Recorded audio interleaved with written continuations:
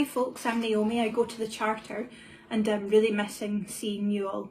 I've been asked to share a bit with you today about thankfulness and the importance of remembering what God has done for us in good times and in bad.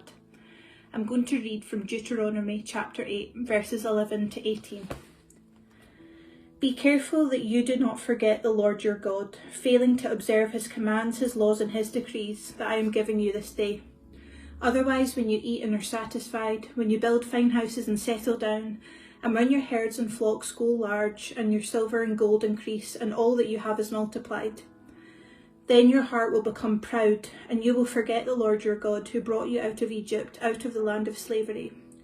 He led you through the vast and dreadful wilderness, that thirsty and waterless land, with its venomous snakes and scorpions. He brought you water out of the hard rock. He gave you manna to eat in the wilderness, something your ancestors had never known, to humble and test you, so that in the end it might go well with you. You may say to yourself, my power and the strength of my hands have produced this wealth for me.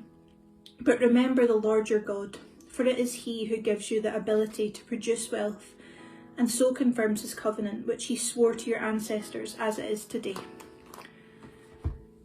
Right now, it's hard to picture ourselves in a time of celebration, and sometimes conversations about gratefulness, especially just now, can feel hollow and dismissive.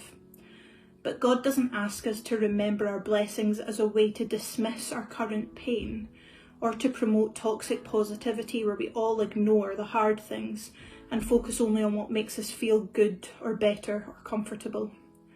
No. God asks us to remember our blessings because it brings us closer to him and to each other. Sharing what God has done for you reminds us that we're not forgotten or left in this place, that better times are coming, that God still shows up for good even in these hard places.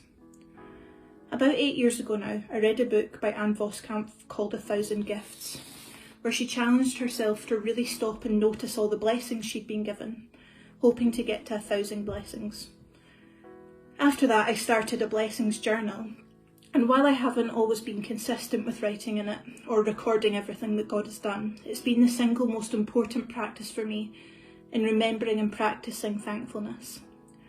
So far, I've recorded around 700 things that God has done for me, and honestly, they range from profound blessings like mentors, good friends, meeting Ian, having Thomas, and to growing this baby now, to simple mundane blessings like 24/7 drive-thrus when you're really hungry late at night driving home, or the first taste of coffee when you're really tired. These mundane things are what have kept me going on days I couldn't find anything to be thankful for. And if I hadn't learned to practice thankfulness, I probably wouldn't have even noticed that these things were blessings. I don't share this with you to boast of my own practice or to shame you into doing yet another task that seems unmanageable. God loves you, even when we forget the good, and God loves you especially when we're in darkness.